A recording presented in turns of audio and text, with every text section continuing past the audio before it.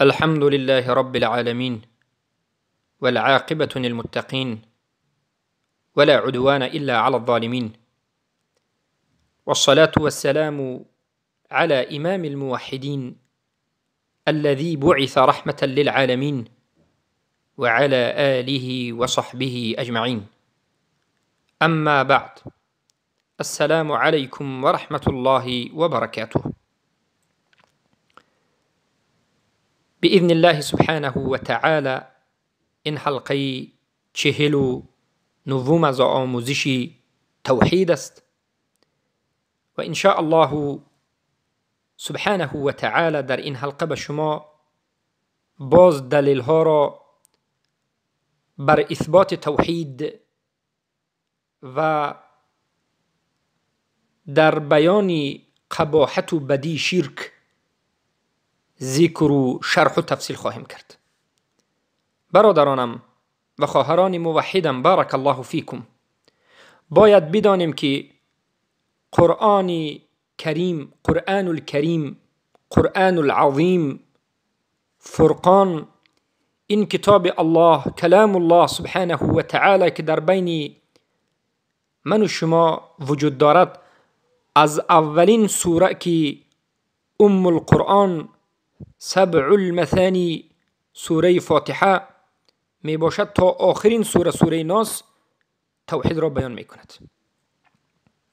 ابن القیم الجوزی، امام اهل سنت والجماعت، در کتاب مدارج السالکین ذکر می کنند و می گویند که قرآن از اول تا به آخر، از سوره فاتحه تا سوره ناس، بیان کننده توحید است.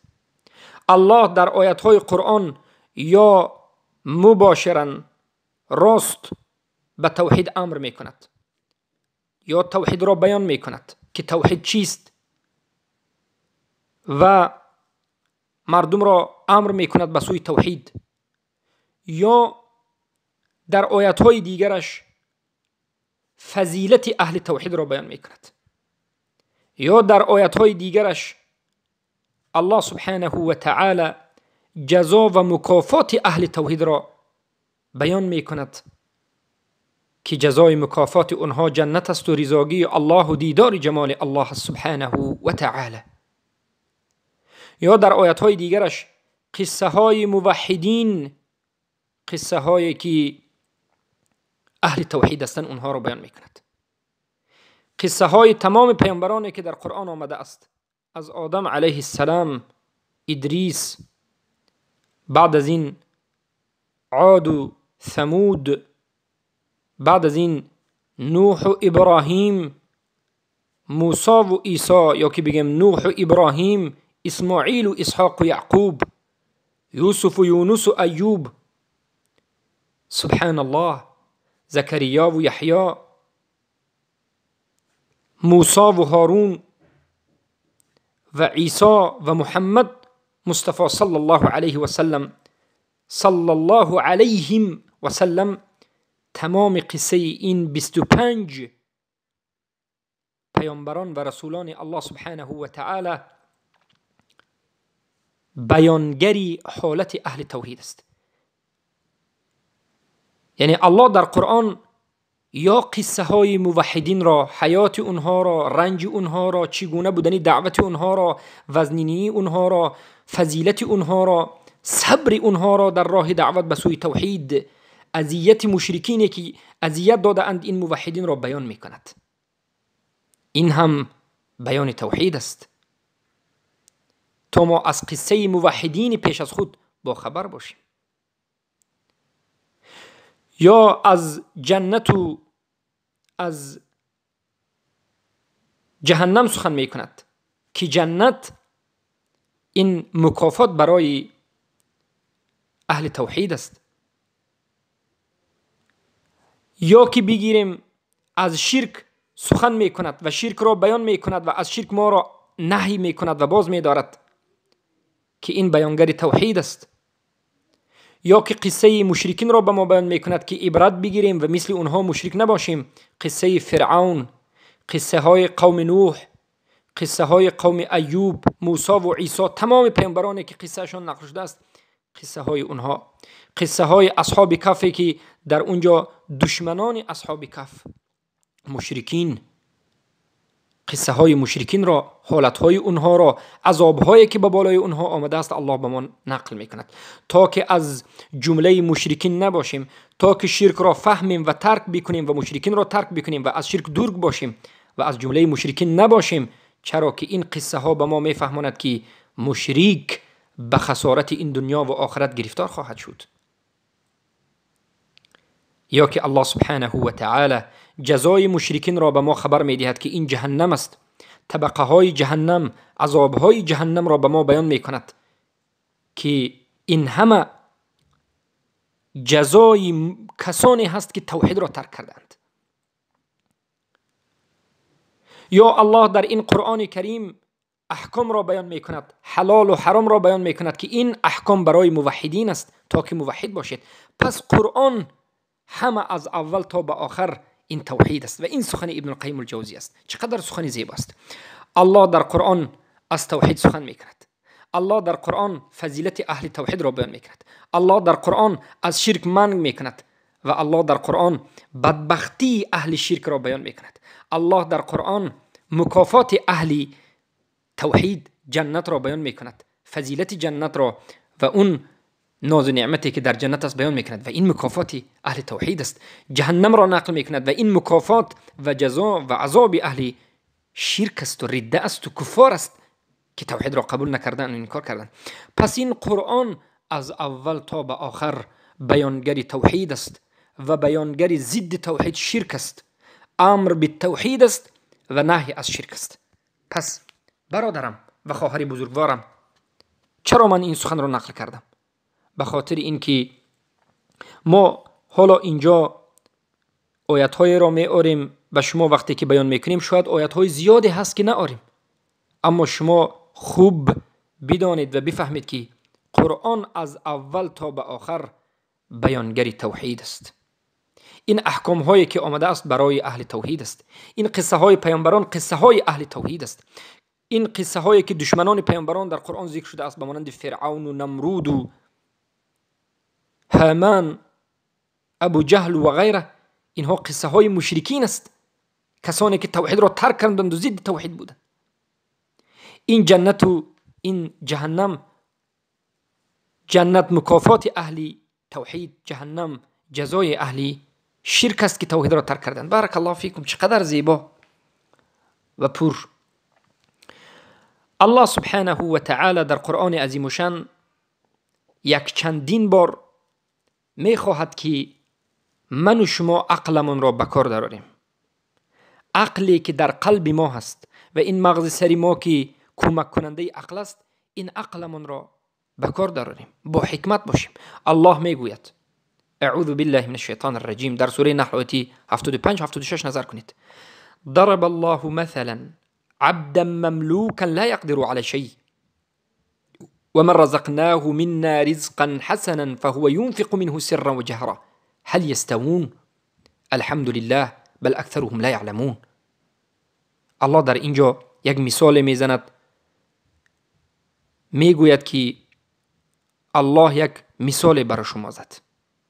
یک بنده که غلام است، مملوک است، یعنی غلام است، خودش صاحب خودش نیست بلکه یک انسان دیگر صاحب این است. این غلام است، کنیز است، یا که هیچ کاری از دستش نمی آید. یک کسی دیگر است که این غلام را سرداری می کند، به این می خوراند، می پوشاند، نفقه می کند، پنهانی و آشکار نفقه می کند در راه الله. آیا هر دو اینها برابرند؟ یعنی یک آدمی که غلام است، در زیر دست یک کسی هست و غلام است، هیچ کاری از دستش نمیاد، و یک آدمی که آزاد است و در راه الله نفقه می کند، آیا هر دو اینها برابرند؟ الله میگه که الحمدلله، حمد و شکر و ثنا و ستایش همش از آن الله است. اینها برابر نیستند و اما بسیاری انسان ها این رو نمیدانند. پس سبحان الله، وقتی که یک آدم آزاد و یک آدم غلام به هم دیگر برابر نباشد، چگونه می شود که انسان ها را یا که دیگر چیزهای مخلوق را به الله برابر کرد؟ الله در این مثال بد بودن شرک، به عقل راست نآمدن شرک را اثبات میکند. الله در اینجا عقلا به من و شما اثبات کرده ایستاده است که شرک مخالف عقل است. مشرکین اینها عقلشان کاسته شدگان، بی عقلان و بی خردان هستند. چرا که وقتی که مشرک شرک را انجام میدهد 100% مخالف عقل صحیح کار کرده است. عقلش سالم نیست. مشرکین بی عقلانند. از همین جد علما میگند یگان نفر از انسانی گمراه مشرک را شما دانا و خردمند و حکیم و آدم زیرک نگوید. اگر او زیرک می بود، اگر اون عاقل می بود، اگر اون با حکمت و با خرد می بود، اولا توحید را می فهمید و موحد می شد. آدمی که موحد نیست اون دانا نیست، اون جاهل ترین، احمق ترین و نادان ترین و بی حکمت ترین و بی خردمند ترین انسان است. چرا که الله میگه که اگر یک بنده، یک غلام به یک آدم آزادی پولداری که نفقه در راه الله برابر نباشد، چگونه انسان به الله برابر میشد؟ اللهی که زمین و آسمان را خلق کرد، اللهی که به مردم جان داد، اللهی که به مردم زندگی داد، اللهی که به مردم رزق داد، اللهی که خودش ربوبیت دارد و الوهیت و اسماء و صفات دارد، اللهی که خودش همه این زمین و آسمان را حفظ و نگاه میکند، چگونه میشود که یک انسان، یک حیوان، یک ناچیز، یک از مخلوقات الله سنگ و درخت به الله برابر شود؟ برابر نمیشد. ای مشرکین، به خدایت این درختی که شما به اون یک لطه پرچه میبندید، این مزار اولیایی که شما میپرستید، قسم با الله بی نهایت و بی نهایت در نزد الله پست است و هیچگاه به الله برابر نمی شود و الله خودش میگوید. پس الله در آیت بعدی 76 سوره نحل باز مثال میزند و میگه و ضرب الله مثل الرجلين احدهما ابكم لا يقدر على شيء وهو كل على مولاه اينما يوجهه لا يأتي بخير هل يستوي هو ومن يأمر بالعدل وهو على صراط مستقيم.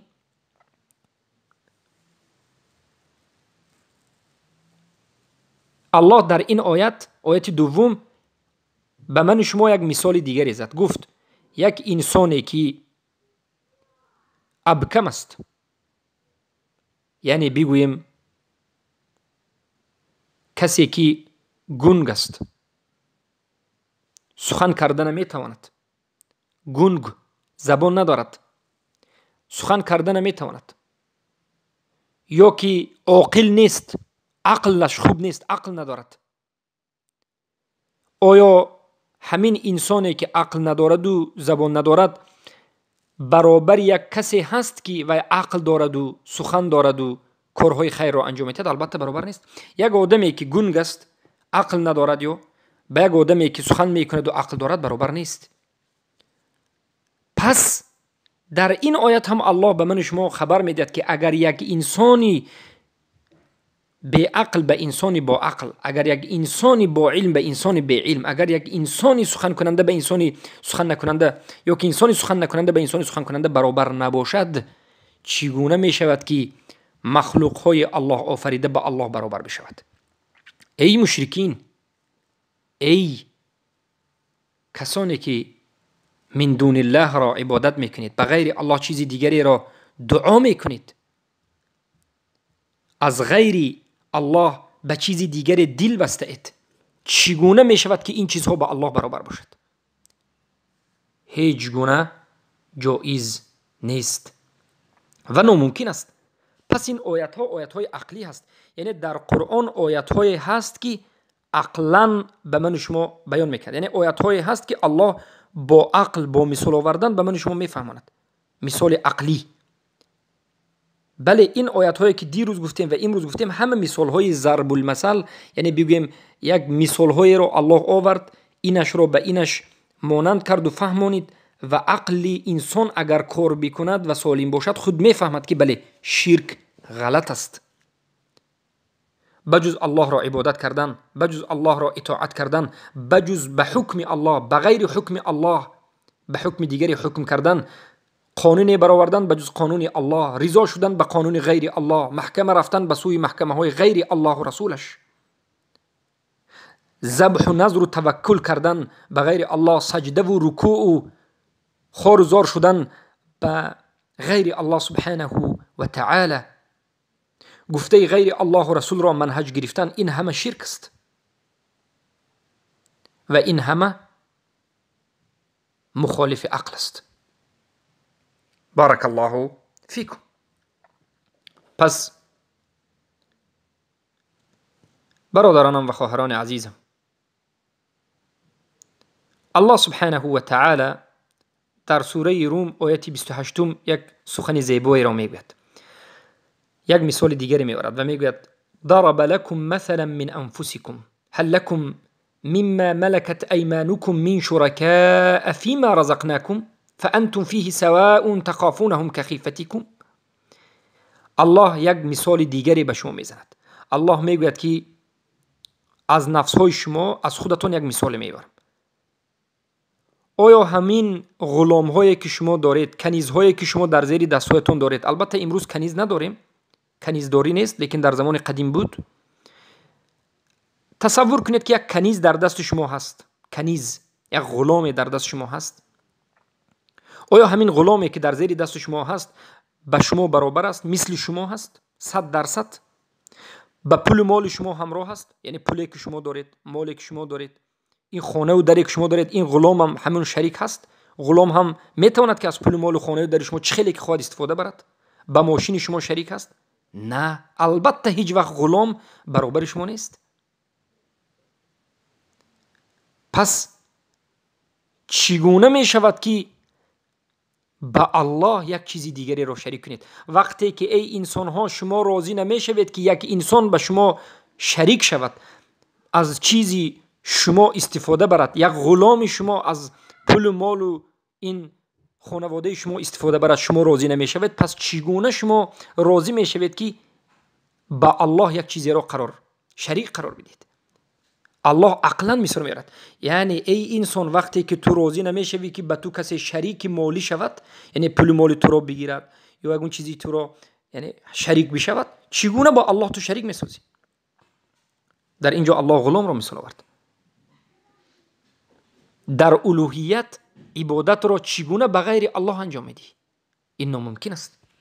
پس این دلیل ها بود، دلیل های عقلی، دلیل هایی که الله سبحانه و تعالی با مثال آوردن عقل بیان کرد. این دلیل ها بیانگر آن است که شرک مخالف عقل است و مشرکان، کسانی که شرک دارند، کسانی که شرک اعتقادی یا شرک عملی یا شرک سخنی دارند، قولی دارند، اینها بی عقل ترین، جاهل ترین، احمق ترین، بی آداب ترین و سبحان الله بزرگترین گناه را انجام میدهند و اینها از جمله بی خردان و بی علمان هستند. بارک الله فیکم. این یک اولین حجت های ما برای اثبات توحید و برای بیان قباحت شرک بود. این دلیل هایی که دیروز و امروز بیان کردیم همش دلالت میکرد که شرک این بد است، شرک این عملی است که الله راضی نیست، الله از مشرکین و از شرک راضی نیست و شرک قباحت دارد. این اولین دلیل ما بود که دلیل عقلی با قرآن. دلیل دومی ما، قسم دومی ما، قیاس الاولا میگن. خیلی که در کتاب عقیدة التوحید علما این قیاس را میارن که الله در سوره نحل آیه 60 ذکر میکنه، میگه ولله المثل الاعلى، و برای الله مثال بالاترین است. یعنی الله اولا، یعنی بالاترین درجه کمال و بالاترین درجه سبحان الله کاملیت را دارد. در اینجا چگونه یعنی قیاس گویا گفتند الله بالاترین اولاترین درجه کمال را دارد که باید عبادت کرده شود. و سومین نمودی دلیل آوردن برای اثبات توحید و بد بودن شرک و قبح شرک این است که الله سبحانه و تعالی در قرآن در یک چند جایش مشرکان را شرمنده می کند و از مشرکین طلب میکند که بیایید ای مشرکین دلیل های خود را نشان بدهید، برهانی که حجت و دلیلی که دارید که با همین برهان و حجت و دلیل شما شرک را انجام میدهید پیشنهاد بکنید. یعنی الله در یک چند آیت اثبات میکند که مشرکین حجت، برهان، دلیل به این عملشون ندارند. مشرکین خوار و ذلیلند. ببینید سومین نمودی یعنی بیان اثبات توحید و بیان قباحت شرک، علما میگن نفی الدلیل و الافتقار للحجه، نابود کردن دلیل و افتقار کردن بر حجت اهل شرک را. یعنی اهل شرک قسطه میکنیم و به اونها بیان میکنیم که شما هیچ دلیلی ندارید. الله سبحانه و تعالی در سوره نمل آیه 64 میگه قل هاتوا برهانکم ان کنتم صادقین. قل بگو ای محمد صلی الله علیه و سلم به مشرکین هاتوا برهانکم، بدهید برهانتون را. ای مشرکین بدهید به ما، بیارید دلیلتون را، بیارید به ما نشان بدهید دلیل و حجت و برهانتون را که به این عمل شرکیتون چی دلیل دارید. اگر شما صادقین باشید، اگر شما راستگویین باشید دلیل بیارید. و منهج ما هم باید همچنین باشد برادران و خواهران عزیزم.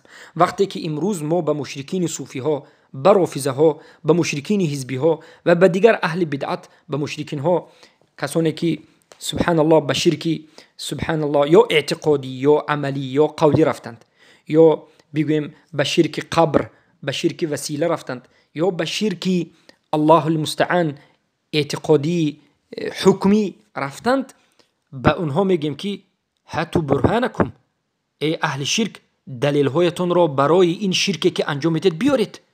شما خودتون را مسلمان میگویید، اگر شما مسلمان باشید این عملی که انجام میدهید با کدام دلیل انجام میدید؟ ای حزبی هایی که دموکراتیا را جایز میدانید، بیارید دلیل هایتون را به ما نشان بدهید. مسلمان ها ما انتظار شما هستیم که دلیل های شما را ببینیم، دلیل هایتون را از قرآن و سنت و از سلف این امت به ما پیشنهاد کنید که چی دلیلی برای جایز دانستنی حکم بغیر ما انزل الله دارید. ای صوفی های قبوری که قبر میپرستید، اولیا پرستید، شما به ما حجت و برهان و دلیلتون را در همین مسئله بیارید، پیشنهاد کنید که چی دلیل دارید. و به تمامی مشرکین و گمراهان انا همین سخن میکنیم که حجتت رو به ما بیار. اگر راستگو باشی حجت بیار. قسم با الله شکست تمام مشرکین و مرتدین و منافقین و اهل بدعت در انمی سخن است. بله ما سخنی تو را گوش میکنیم، حجت بیار. اگر صادق باشی حجت بیار. حجت از کجا؟ از قرآن و سنت. پس همین منهج ما و شما باشد برادران اهل توحید و خواهران بزرگوار. الله سبحانه و تعالی به محمد صلی الله علیه و سلم نبیش و رسولش خبر داد.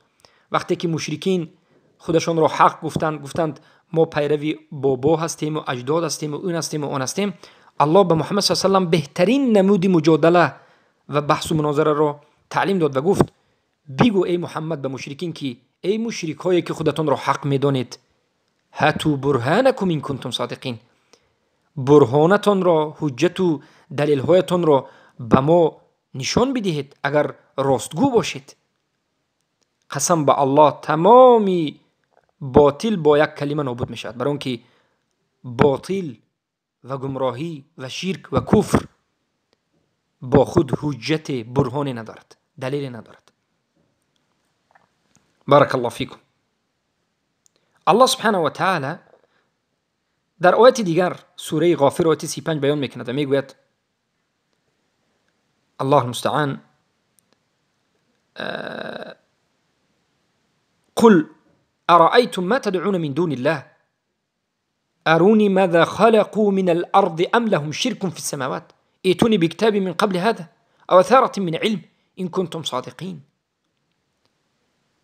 ببینید آن چیزهایی که بجز الله عبادت میکنید، از همون چیزهایی که شما بجز الله عبادت میکنید، الله میگه که به ما نشان بدهید که همون چیزها چه خلق کردند. یعنی کسی میرود اولیای را عبادت میکند، کسی سنگ را، کسی درخت را، الله میگه به ما نشان بدهید که همون چیزی که بجز الله شما عبادت کردید، همون اولیای شما، همون الهی باطل شما، همون طاغوت شما، چی چیزی رو خلق کرد؟ در همین زمین، در درون زمین چی خلق کرد؟ صوفی های اولیا پرست، اولیای شما چی رو خلق کرد؟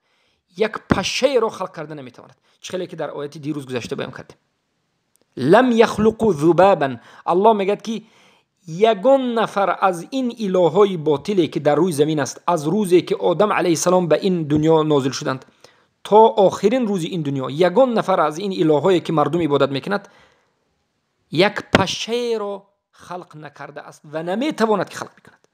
این چیست؟ این بیان میکند که الله سبحانه و تعالی ضعف اینها، باطل بودن اینها، باطل بودن شرک را بیان میکند. 100% بله نشان بدید. یک سوال به تمام صوفی ها، رافضه ها، باطنی ها، جهمی ها، مشرک ها، به تمام کسانی که به دین اسلام یا اعتقاد ندارند میگیم که بیارید به ما نشان بدهید که اله شما، طاغوت های شما چی را خلق کرده است. یک پشه را به ما بیارید نشان بدید که خلق کرده باشد. نمیتوانند. اما اگر شما بگید که تکنولوژی پیشرفتش این خلق است، این خلق نیست، این علم است و این علم را هم الله داده است. عقل، علم از الله است و این آهنایی که هست همش از جانب الله است. یک چیزی که به واسطه الله خودش خلق کرده باشد، این چیزی وجود ندارد.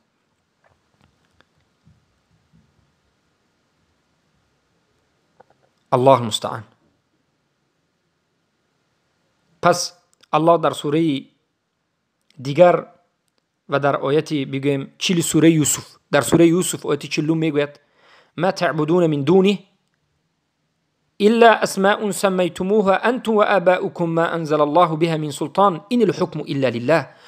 هر آن چیزهایی که بجز الله شما اونها را عبادت میکنید، یعنی آن چیزهایی که شما بجز الله عبادت میکنید، این یک نامهای خودتون بافته است، چیزهای خودتون بافته است. پدر و پیش از گذشتگان شما نامهای ساخته و بافته است و این چیزهایی که شما بجز الله عبادت میکنید از جانب الله هیچ برهان حجت شما برای عبادت کردن اینها ندارید و بدانید که تمام حکم از آن الله است. پس الله سبحانه و تعالی در سوره طور آیت 35 و 36 بیان میکند و میگه ام خلقوا من غیر شیء ام هم الخالقون ام خلقوا السماوات والارض بل لا یوقنون. اون کسانی که شما عبادت میکنید اونها را یا اطاعتش میکنید یا یگان نمود عبادت را انجام میدید، یا آن چیزهایی که شما یگان نمود عبادت را به آنها انجام میدید، آنها خلق شدگانند یا که از یگان چیز خلق نشده اند. ببینید ام خلقوا من غیر شیء ام هم الخالقون، یعنی اونها خودشان از یگان چیز، از هیچ چیزی نبوده به وجود آمده اند و خلق شدند، یا که اونها خالق هستند، یا که اونها زمین و آسمان را خلق کردند. بلکه یقین ندارید و نمیفهمید. یعنی معنای سخن الله همین است که اون کسایی که امروز در این دنیا پرستیده میشوند، سبحان الله، هیچ وقت خالق نیستند، هیچ چیزی را خلق نکرده اند و خودشان مخلوق هستند و خودشان را الله خلق کرده است. ببینید بودیست ها هست، هندوس ها هست، مشرک ها هست، یهود یکی از نبی الله عزیر را عبادت میکند، نصارا عیسی را عبادت میکند. همه این چیزهایی که عبادت میشود، صوفی ها اولیاء ها را عبادت میکند، رافضه ها امامایش را عبادت میکند. همه این چیزها خودشان مخلوق هستند. امام های رافضه همش مخلوق است، هیچ چیزی را در این دنیا خلق نکردند و خالق نیستند. امام اولیاء های صوفی همش مخلوق است، همش را الله خلق کرده است، از یک چیزی نبوده الله پیدا کرده است، همش از نطفه به وجود آمده است، از فرج زن بیرون شده است، از نطفه مرد و نطفه زن به وجود آمده است. خالق نیست، مخلوق است، هیچ چیزی را خلق نکرده است. و تمام دین های باطل همچنین است. حضرت عیسی علیه السلام از جانب نصرانی ها عبادت میشند. حضرت عیسی مخلوق هستند، خالق نیستند، هیچ چیزی را خلق نکرده اند، بنده الله هستند. و این چنین تمام چیزی که پرستیده می شود. بارک الله فیکم. پس برادرانم و خواهران بزرگوارم، این آیت‌ها دلالت میکند که الله به من و شما خبر میدهد که مشرکین به بزرگترین گناه دست زدند، گناهی که الله نمیبخشد، و الله بیان میکند که این راهشان راه غلط است، عقلاً بیان کرده شده است و نقلاً بیان کرده شده است. اونها بیخردان و بیعلمانند. راه حق این توحید است. توحید، یکتاپرستی الله، یکتاگی الله را اقرار کردن و قبول کردن و صدق و یقین.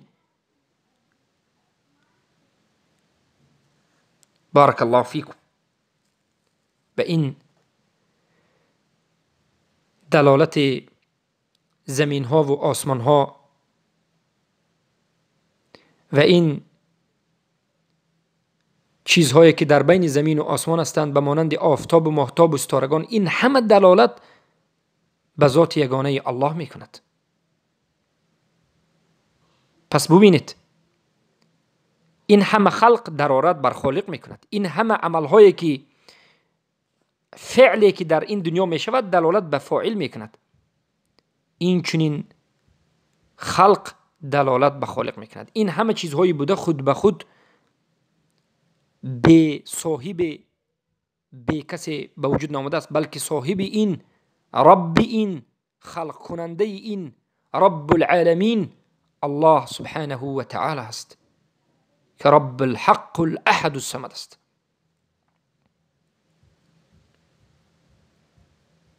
بارک الله فیکم. پس برادرانم و خواهران بزرگوارم، دلیل دیگر این است که دلیل برای اثبات کردن توحید و برای بیان بدی و قباحت شرک این است که فطرت، دلالت فطرت. الله سبحانه و تعالی در سوره ابراهیم آیه 10 میگه افی الله شک فاطر السماوات والارض. آیا در الله شک است؟ آیا به الله شک میکنید، کسی که فاطر آسمان ها و زمین است؟ فطرت در آیه دیگر در سوره روم آیه 3 میگه فاقم وجهک للدین حنیفه. پس رویت را به دین حنیف، به دین توحید، به دینی که ملت ابراهیم است، به دینی که کفر بالطاغوت دارد، به دینی که الولاء و البراء دارد، به دینی که دین توحید است، ملت ابراهیم است. به همین دین رویت را بیاور، به همین دین پیرو شو، به همین دین چنگ زن، موحد باش. این دین همان دین است که الله میگه توحید، همان دین توحیدی، همان دین توحیدی است که فطرت الله التي فطر الناس عليها. این فطرتی هست که الله تمام انسان ها را به همون فطرت خلق کرده است. یعنی توحید، ملت ابراهیم، یکتاگی الله را قبول کردن، غیر الله را انکار کردن، این فطرت انسان ها است. الله من شما را با همین فطرت خلق کرده است. پس برادرم و خواهر بزرگوارم،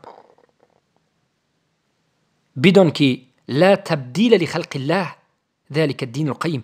لا تبدیل لخلق الله یعنی تبدیل در دین الله و در فطرت الله و در توحید الله و در دین اسلامش وجود ندارد. یعنی دین اسلام فطرتی که الله خلق کرده است، توحید هیچ تبدیل ندارد. یعنی هیچ کس این را دیگر کردن به حق ندارد و دیگر کردن نمیتواند، اما انسان خودش میتواند که دیگر راه را انتخاب بکند. پس تمام انسان ها به فطرت شناخت الله، دانستن بزرگی الله، به این که الله خالق است، به این که الله باید عبادت کرده شد خلق شده است. هر یک انسانی که تولد می شود، هر یک همین کودک بچه ها رو می بینید، الله بزرگ بودنش را، الله یگانه بودنش را، الله را با این که خالق است و عبادت کرده شود در قلبش دارد.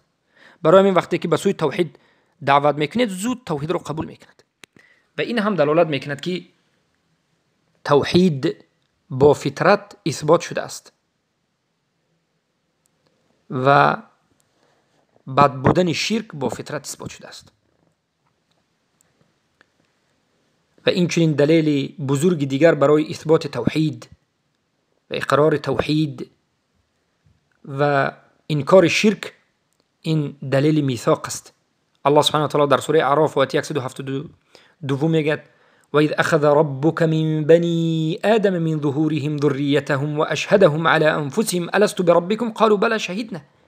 زمانی که رب تو، یعنی زمانی که الله سبحانه و تعالی تمام فرزندان آدم را از کمر آدم علیه السلام بیرون آورد، از ذریه و از فرزندان آدم را از کمر آدم بیرون آورد و به اونها شهادت داد که آیا من رب شما هستم؟ همشون گفتم بله تو رب ما هستی و شهادت دادند.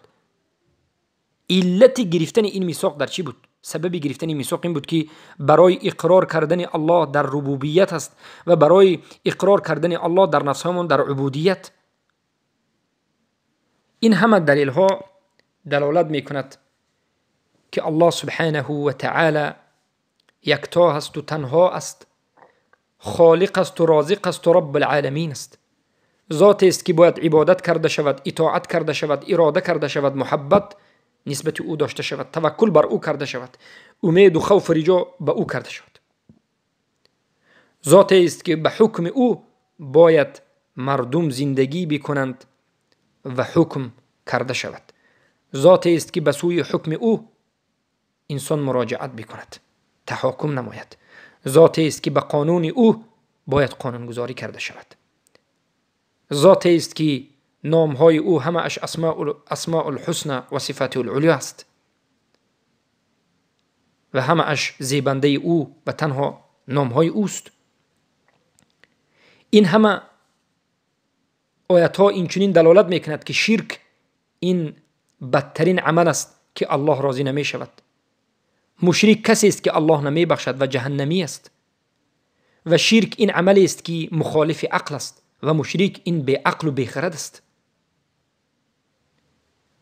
و شرک را الله بیان کرده است که باید ترک بکنیم و از اون دور بشویم.